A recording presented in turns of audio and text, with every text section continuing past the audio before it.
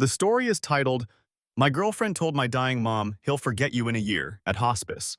I recorded it, played it at Christmas dinner, and her whole family disowned her on the spot. I haven't really slept since Christmas. Every time I close my eyes, I hear my girlfriend's voice in that hospice room, see my mom's face, and then I see her parents staring across the dinner table as their perfect daughter gets exposed. It's like my brain keeps replaying three different versions of the same nightmare on loop. But I guess I should start before hospice, before the recording, back when I still thought I was going to marry this woman. I'm Jake, 30 years old, male. I grew up super close to my mom, Linda, 58 years old, female. It was just us and my dad, Mark, 61 years old, male, in this small Ohio town where everyone knows which car your family drives.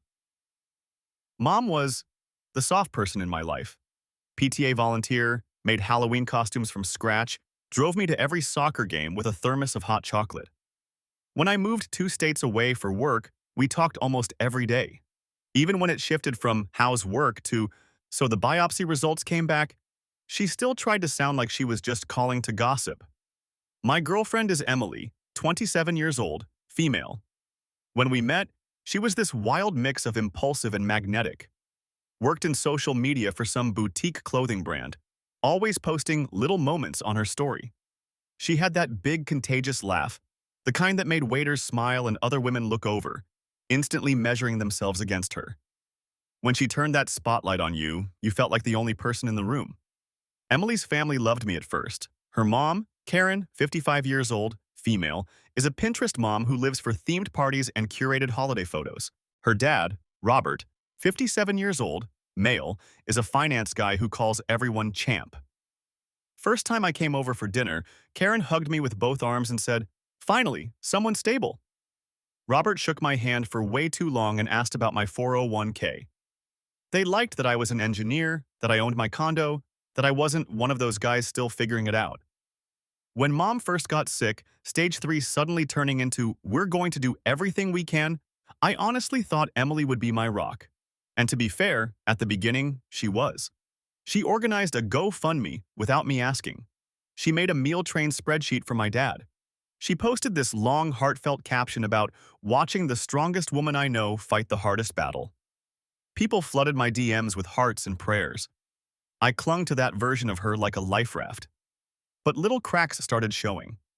If I stayed late at the hospital and forgot to text, she'd blow up my phone with, "So I just don't exist tonight?" And, "Glad your real family matters, must be nice." If mom had a bad day and I canceled a date, she'd say, "You can't keep letting her sickness control our lives, Jake. What about us?" It was always "our" in the sentences where she was actually just talking about herself. And I kept telling myself she was just stressed. We all were. I didn't know yet how far she'd go to make sure she stayed the main character in my story. The worse my mom got, the smaller my world felt. Chemo failed. Then the aggressive new trial failed. By summer, the doctors switched from talking about cure to comfort-focused care, and I swear I watched a light go out behind my dad's eyes. Mark started moving slower, like every step cost him extra energy he didn't have. But he still ironed a shirt and shaved every time we went to see her, like he was taking her on a date. That wrecked me.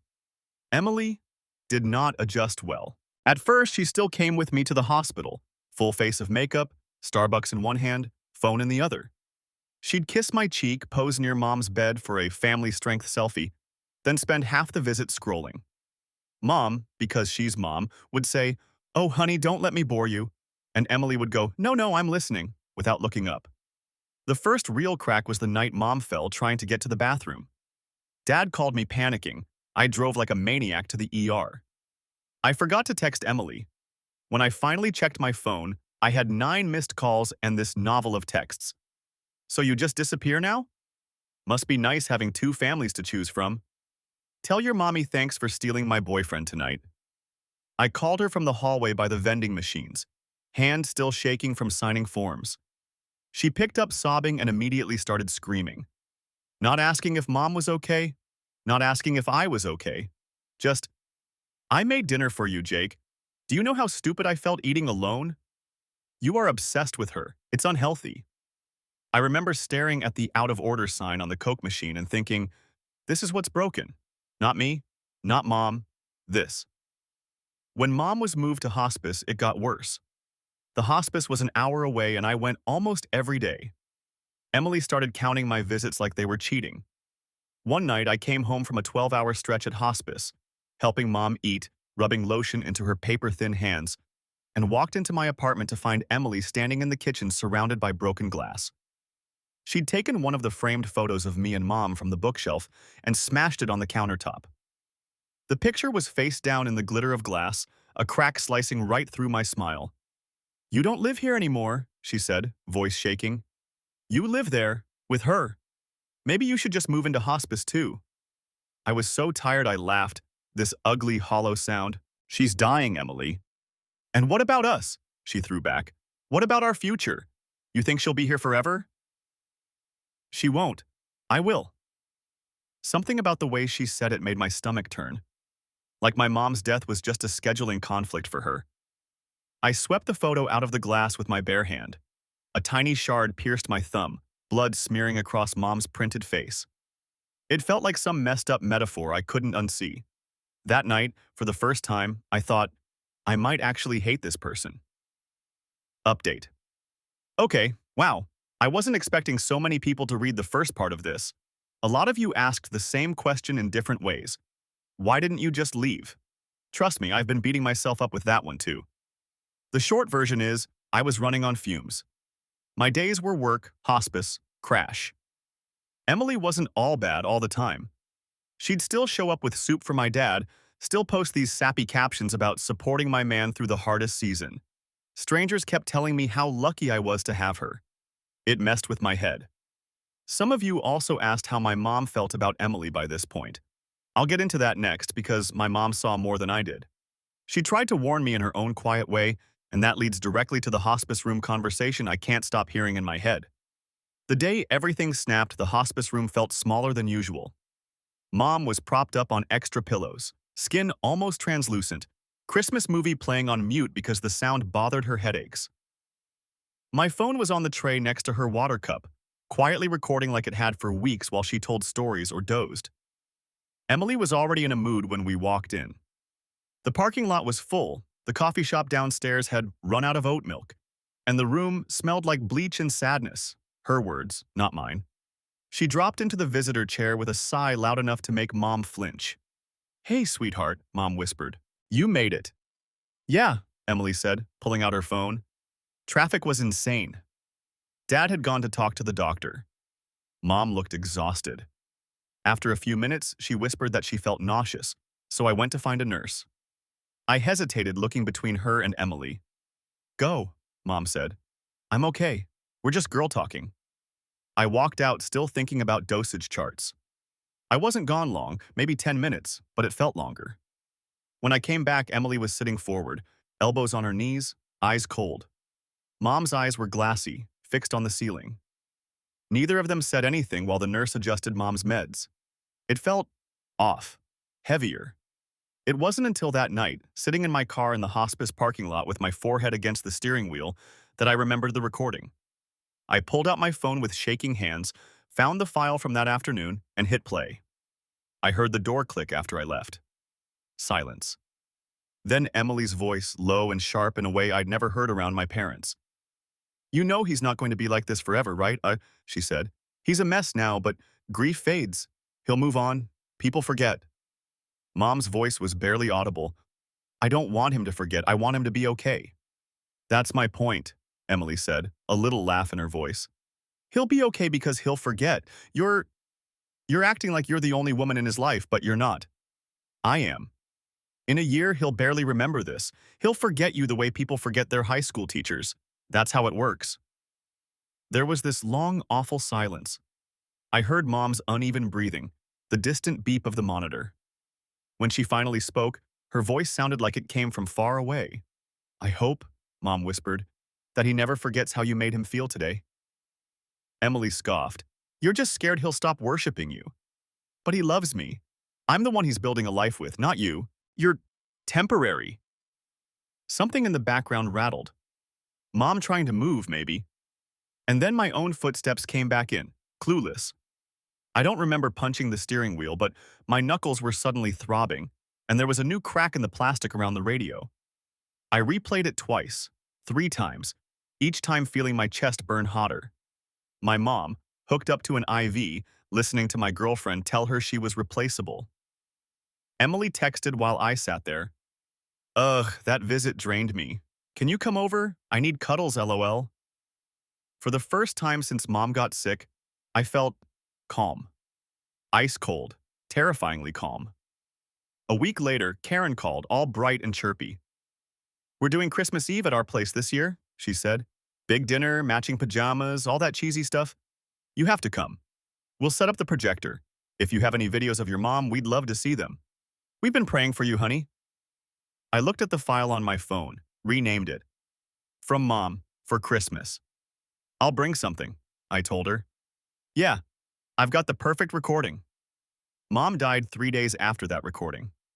There wasn't some big dramatic TV moment. No final speech. She just got quieter and quieter until even her breathing sounded apologetic. I was there with Dad, holding one of her hands while the morphine drip clicked. Emily couldn't get off work, but still somehow found time to post a black and white selfie with the caption, "Holding space for grief today. Hug your loved ones extra tight." I turned my phone face down so I wouldn't throw it at the wall. The funeral was a blur of casseroles and hymns. Emily wore a tight black dress that kept riding up when she knelt. She cried loud, messy sobs that made people I barely knew pat her back and tell her how strong she was. At the reception in the church basement, she cornered me in the hallway by the bathrooms and hissed, "You've barely looked at me all day. Do you know how hard this is for me?" I just stared at her. Somewhere under all the shock and anger, something in me had gone very still. I kept thinking about that line. I'm the one he's building a life with, not you. You're temporary. Temporary. Dad moved in with my aunt for a while. I went back to work. I went through the motions. Emily tried to slide back into supportive girlfriend mode, dropping off food, leaving little notes, but I couldn't unhear her voice in that room. Every time she touched me, I felt like I was being handled by a stranger. Then December rolled around. Karen called every couple of days planning Christmas Eve. It'll be good for you to be around family, she said. We want to celebrate Linda's memory too, honey. Maybe you could bring something of hers, a video? We'll set up the Bluetooth speaker, make it special. The calm came back, cold and clean. On Christmas Eve, I showed up with a tin of store-bought cookies and my phone. The house looked like a Hallmark set. White lights, fake snow on the windows, Karen's monogrammed stockings over the fireplace. Karen hugged me so tight I could feel her ribs. Robert clapped my shoulder and handed me a whiskey.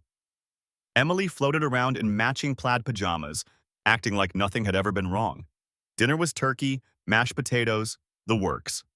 Halfway through, Karen wiped her eyes and said, "Okay, before dessert, I thought maybe Jake could share something of Linda's. You brought a recording, right?" Everyone turned to me. Emily smiled, this soft, performative thing she does when she wants to look like the perfect girlfriend. Under the table, she squeezed my knee. "Yeah," I said. My voice sounded weirdly steady. "It's a short one, from hospice, Mom talking." Karen fussed with the little portable speaker, pairing it to my phone.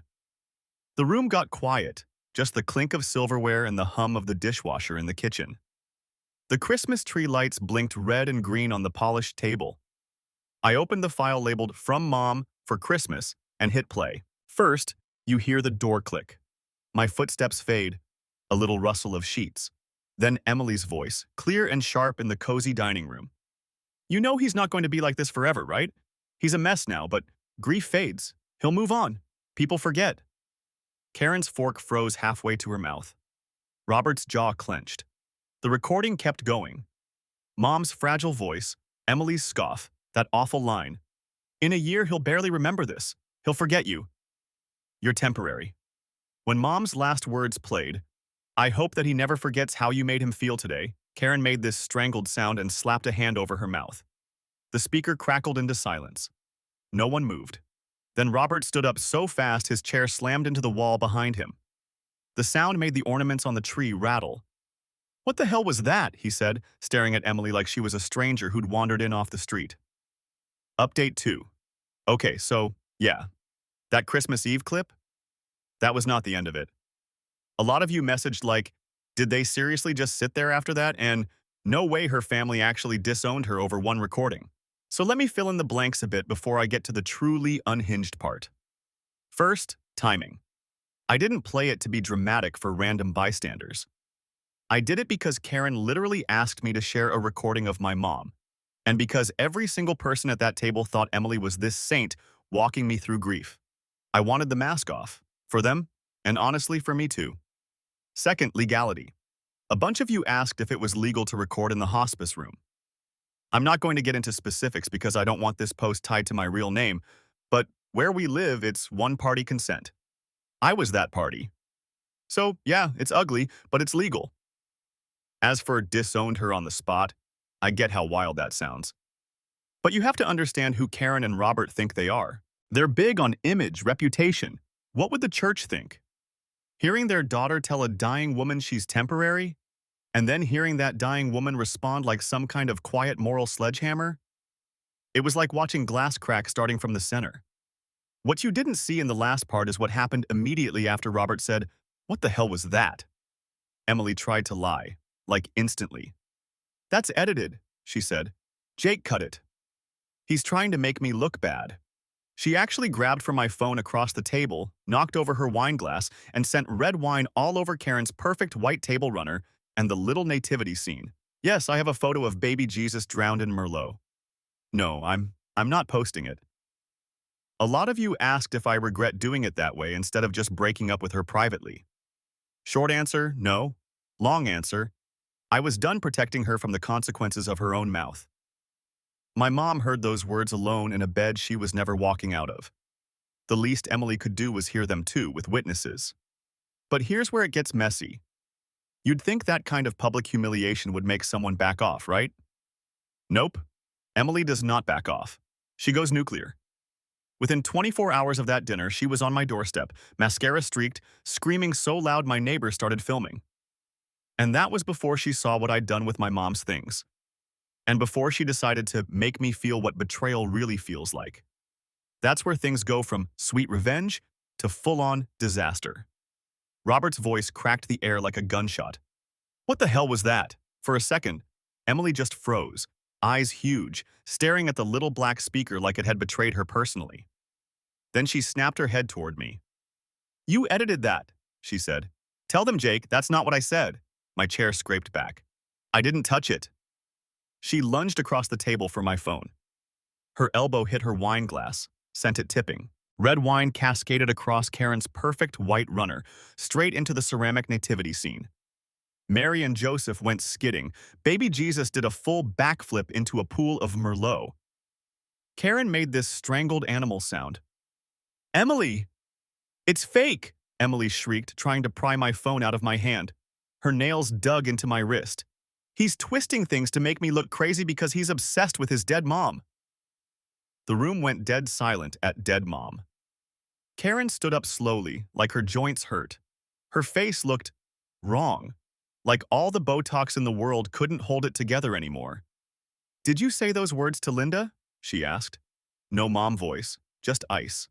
Emily's eyes darted between us. I was trying to help him move on. She was manipulating him. She wanted him to stay a little boy forever. You don't understand."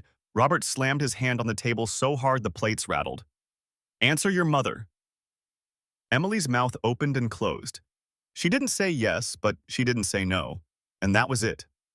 Karen took off her cloth napkin and set it on the wine-soaked table very precisely. "Get out," she said. Emily laughed, this high, desperate sound. "Mom, seriously? You're taking their side? Over your own daughter?" Karen's voice shook. "I did not raise you to talk to a dying woman like that. I don't even recognize you." Her eyes flicked to me, filling with tears. "I am so sorry, Jake." "Karen."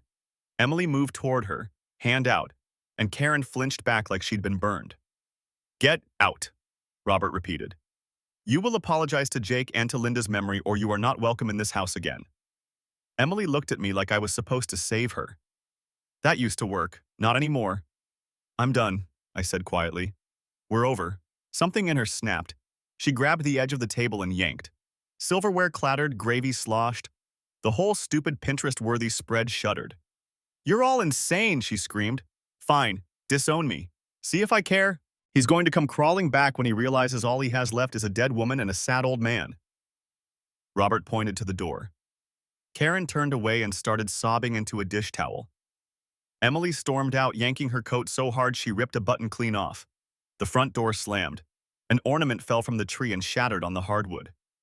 I went home to my empty condo, set my mom's old cross-stitch, "Be kind, you don't know what someone is carrying," on the shelf where the smashed photo had been, and finally slept for more than 2 hours. It lasted exactly until the next afternoon, when pounding rattled my door hard enough to shake the peephole, and Emily's voice tore down the hallway. "Open up, Jake! You don't get to humiliate me and just walk away! Open up, Jake!" The door actually shook in the frame. I just stood there in the hallway, staring at the wood like I could will it to grow thicker. Through the peephole, Emily looked unhinged.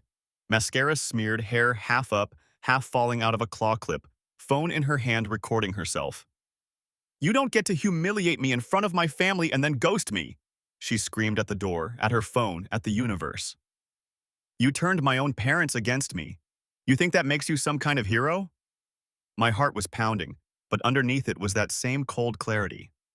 I hit record on my own phone and slipped it into my pocket. "Go away," I said through the door. My voice came out calm, which almost scared me. "We're done, Emily. You need to leave." She kicked the door so hard the picture in the hallway shook.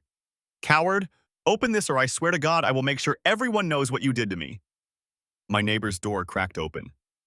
Mrs. Patel, retired and nosy in the best way, stuck her head out. "I already called the police," she told Emily, not even looking at me. "Go before you get yourself arrested, dear."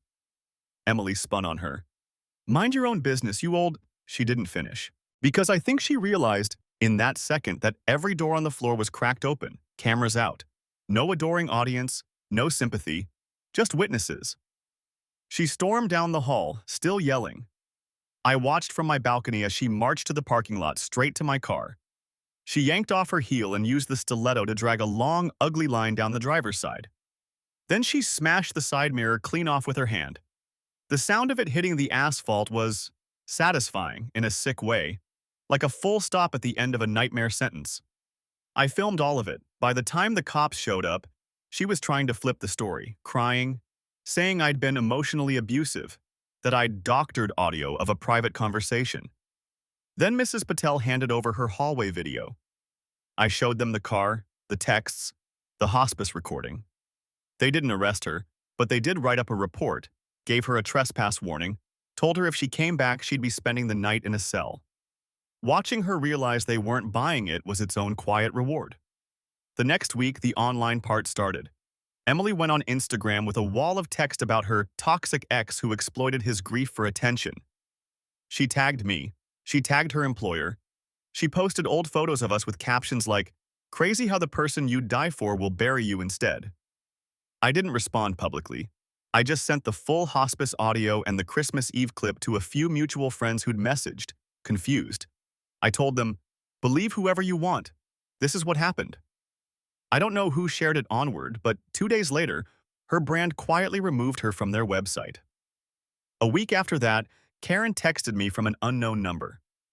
"We changed the locks. She's not living here. I'm so sorry for everything she said to Linda. We will never forget her." That one made me cry. Not because of Emily, because of the never forget. Months have passed now. The car's been fixed.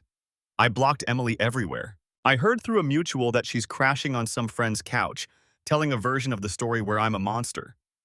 Let her. I'm done living in her narrative. Dad and I went through Mom's things last weekend.